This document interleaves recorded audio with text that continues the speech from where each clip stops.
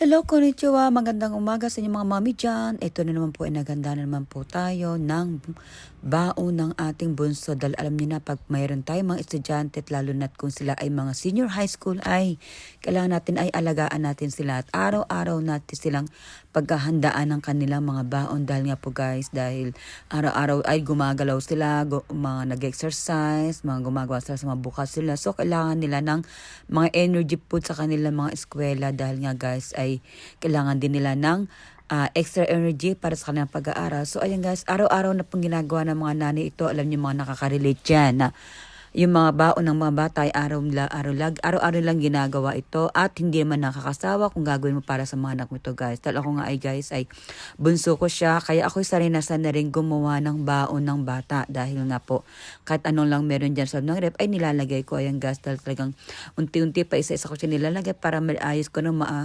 ayos ko nang maisalansa ng bawat bento at kakainin niya dyan. Dahil nga guys, para magandang tingnan, ay kailangan natin ng mga colorful ang mga baon nila. So ayan, natapos na rin po ako dyan. Then sarado ko na po yan. And ay ipiniprep ko na. Nilagyan ko na rin siya ng dessert na jelly. Ayan. So ayan, meron pa rin po siyang isa pang dessert na kailangan po niyang yan. Dahil nga po para pampalis po ng umay iyang. Mga inihanda ko na yan. Dahil nga po kailangan meron silang dessert. So madaling handaan lang po yan at mabilisang pagpapak lang po yan. Kaya yan po ang kinalabasan ng aking handa para sa aking bebesan. Good luck anak, gambate!